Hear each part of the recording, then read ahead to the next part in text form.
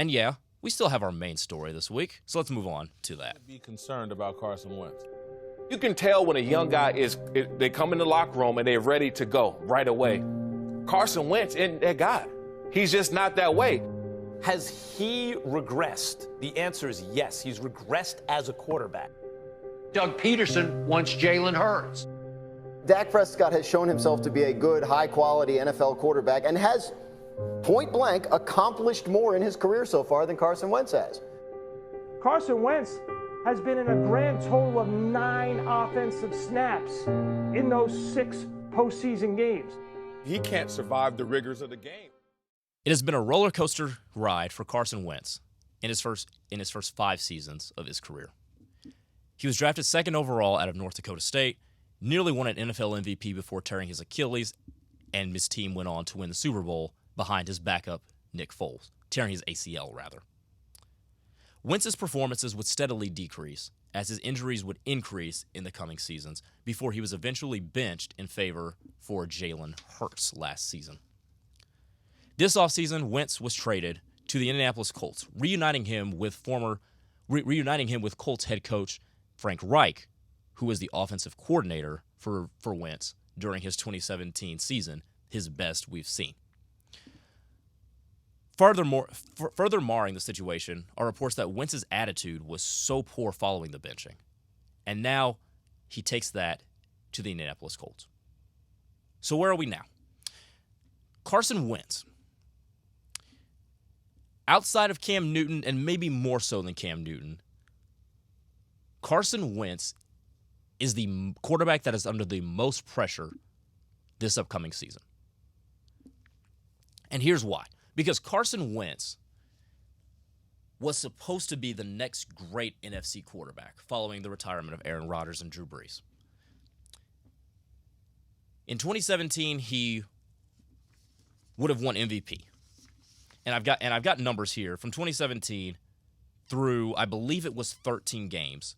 He had thrown for 3,200 yards, almost 3,300, 33 touchdowns, and 7 interceptions. He was leading the league with a touchdown percentage of 7.5 and a quarterback rating that also paced the league with 78.5 through those 13 games. Ever since, he has been an absolute shell of himself. So here's why he's under the most immense pressure. Number one is because he is in the most perfect situation possible. The Colts have the league's best offensive line, anchored by Ryan Kelly at center and guard Quentin Nelson, who might be the most ferocious offensive lineman in the NFL. They only gave up 26 sacks last season, while their quarterback was Phillip Rivers. The aging, stationary target that was Phillip Rivers was only sacked 26 times. Number two, the Colts have a very good receiving core. And contributing to Carson Wentz's demise in Philadelphia was the fact that his receivers just could not stay healthy. Whether it was Nelson Aguilar at one point, Alshon Jeffrey at another, and then toward the back end, it was Zach Ertz, who just was unable to play for most of last season. There's a viable excuse there for Carson Wentz's play to decrease because his weapons were not there. This is not the case now, because now the Colts have 3 pretty good receivers in Zach Pascal, Michael Pittman, who came on very late as a rookie and who is very impressive, Paris Campbell, and who knows what they decide to do in the draft in terms of a wide receiver. And there is still the possibility that T.Y. Hilton returns, even though he is currently a free agent. He also has 3 good running backs in Jonathan Taylor, Marlon Mack, who just re-signed with the team, and Nyheim Hines. All 3 who have made plays over the course of their careers with Indianapolis, and Jonathan Taylor, who was one of the top rookies in the league last season. Number 3, the Colts have a very good defense. As a matter of fact, the Colts finished in the top 3 of defensive value over average last season, which is an advanced metric used to measure defenses that I like but cannot explain to you how to calculate that. So just bear with me. The defense is led up front by linebacker Darius Leonard and a very young talented secondary anchored by Malik Hooker in the back. Fourth, he's reunited with the guy who coordinated him to his best season ever. And that is Frank Reich, like I mentioned earlier. So now you have a situation where you have everything perfect for Carson Wentz. And the last time we saw Carson Wentz in a situation that was pretty much perfect with outstanding coaching, a great offensive line, a very good defense, and receivers out the wazoo was when the Philadelphia Eagles won the Super Bowl. So Carson Wentz, in theory, he should be good. He should be. Now, he is coming off injuries, but he's also coming off a psychologically damaged season that leads me to think that Carson Wentz is not so mentally tough. And the reason we say that is because of how he handled his benching to Jalen Hurts. And reports came out as the season waned and as Jalen Hurts wowed us with moments of very good performance that showed that maybe he could be a starting quarterback. I still don't believe Jalen Hurts is an NFL starting quarterback. The Eagles seem to, which also led to the firing of Doug Peterson at the end of the season because owner Jeffrey Lurie was not impressed with Peterson's plan for the quarterback position going on. That, according to reports that came out of Philadelphia when Peterson was fired following the conclusion of the regular season and the Eagles missing the postseason. But Carson Wentz is quoted saying in his introductory press conference with the Colts that he wasn't having any fun playing with Philadelphia. And there's so many questions here about why he was never having any fun. And the one conclusion that I can come down to is that the Eagles made a dire mistake when they gave Carson Wentz way too much control. They gave him too much control of the offense at a too early age. And when they had to take it back because Carson Wentz was playing so undoubtedly poorly, he didn't know what to do except pout. And then when he was benched, all he could do was pout. And it's not often that after you show that level of immaturity and that level of petulance, that you get thrown right back into another perfect situation. And to me, that is why he's under the most pressure ever, because he's coming off one of the darkest looking moments of his football career, because he looked terrible as the season went on. It went from him looking terrible as a quarterback to him looking terrible as a teammate and a member of that locker room. And now he is with a Colts team that is coming off an 11-5 season in which they tied for first place in the AFC South. They lost that tiebreaker to Indianapolis, putting them in the wild card round, which they lost to Buffalo.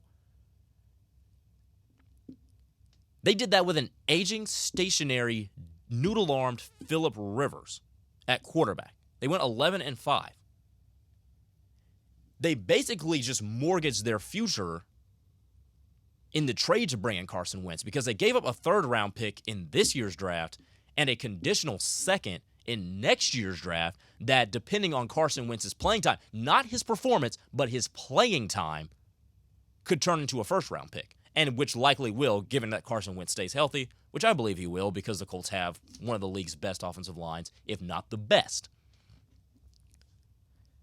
Not only did Indianapolis give up those picks, but they also have to take on that cap number too, which in 2021 is going to be 13.4% of the Colts cap at a cap number of $25.4 million. Thankfully, that goes down up until 2024 when his cap hit is $26 million. And by then, he's only projected to take up 10% of the cap. But right now, the Carson Wentz that we see is taking up too far of a percentage of a cap for the performance that we have seen the last couple of seasons. Like, keep this in mind. Carson Wentz has not had a QBR of 70 since 2017. That is bad. Since that 2017 season, Carson Wentz has thrown for 21, 27, and 16 touchdowns, which is relatively mediocre. But during that time, He's also thrown for 7, 7, and 15 interceptions, and his interception percentage has ballooned to 3.4% last season. He completed 57% of his passes last season. He hasn't completed 2/3 of his passes since 2018. And the weird thing is that Carson Wentz is 28.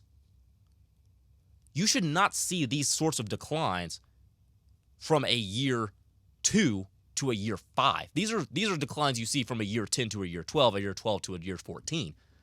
Because these declines are only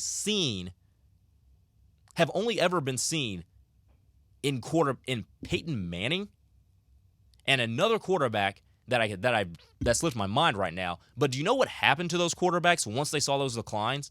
You know what happened to them after that next season? They retired.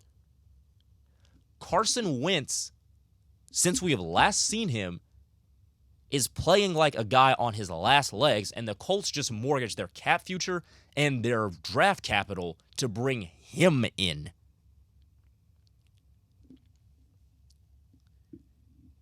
And if Carson Wentz can't get this right now,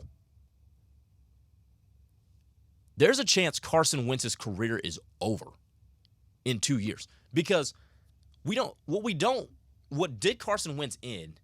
Yes, he played so poorly, but he was also an atrocious teammate as it waned in Philadelphia. And he took a lot of people down with him. Obviously, Doug Peterson is gone, and pretty much that entire Eagles coaching staff around him is gone as well. And now Jalen Hurts seems to be the plan, but even now, we don't know that. And it's interesting to see what Philadelphia will do with, I believe, the 6th pick in the draft. Likely it will be a receiver, but don't be surprised if it's a quarterback. And Howie Roseman is a good GM there in Philadelphia, but there seems to be a chasm of disconnect between him and his superiors and his counterparts around him. So as we begin to inch closer to the 2021 season, the Colts now are one of the more interesting teams in the NFL, simply because of this new signal caller.